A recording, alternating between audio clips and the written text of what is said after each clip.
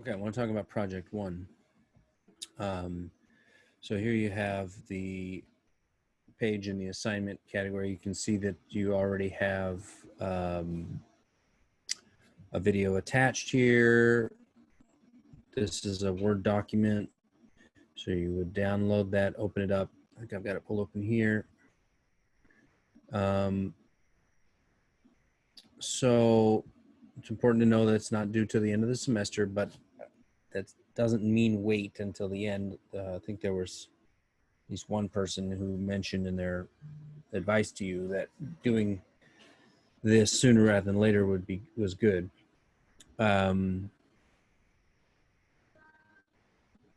basic concept is that you're creating a spreadsheet with two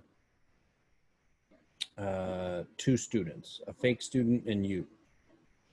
And I want to open up the example here in a second, but to kind of give you an overview of where you're headed. But I've got some general suggestions here. The important thing on this is that if you scroll down, it gives you kind of guidance about each sheet. So this is sheet one. And then when you finish that, sheet two, don't worry about sheet two for now. Sheet one is where you need to start and focus all of your energy. Once you have submitted that and gotten some good feedback from me about the way it looks, then you'll get into sheet two. Sheet two really doesn't start until the 7th week of the semester. So the week before the last week, it'd be time to start like putting your own grades in. So really, this is all you're focusing on right now is sheet one. Now let me go ahead and pull this example up so that you can see what that looks like.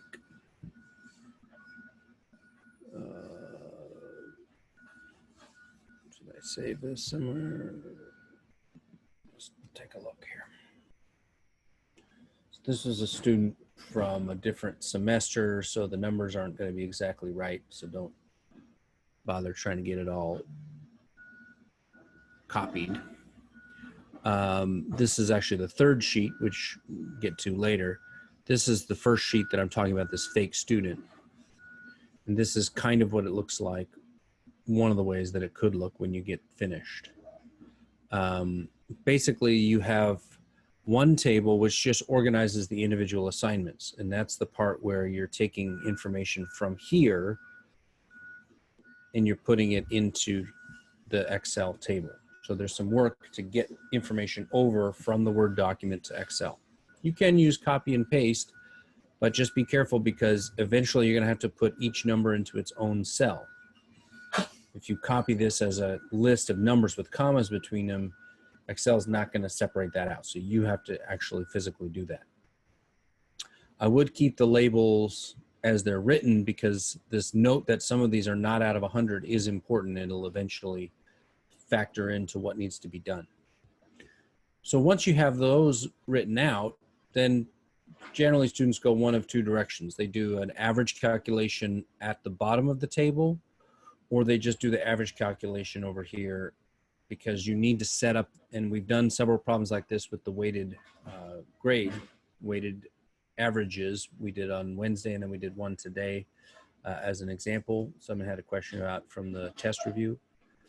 And so you can do the average directly there, like for instance, look at projects and you look at how the formula is written there. Average equals average parentheses E9 colon E10. Well, that's looking in column E, E9, E10, and it's doing the average calculation. So that's basically what you need to do for all of these columns.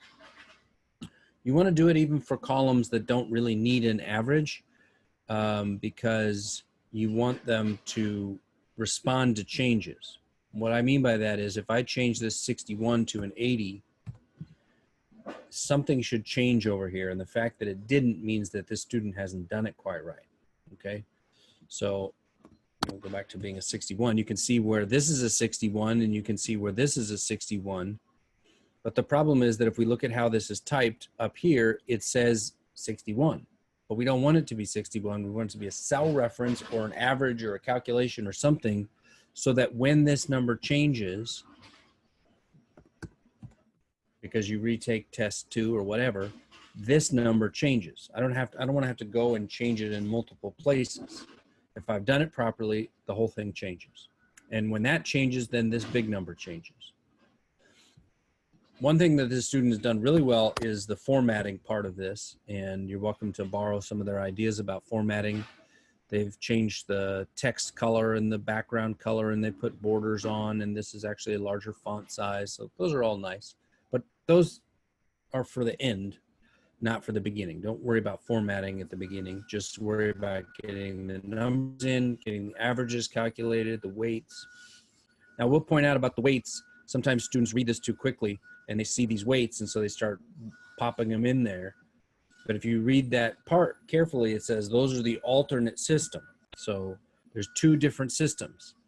Homework is worth 10% in both, but then it gets different. Quizzes, 10% here, but only 5% here. Review quizzes, both 5%. Excel, 0%, but 10% here. So these come out of the syllabus, and these come out of the project.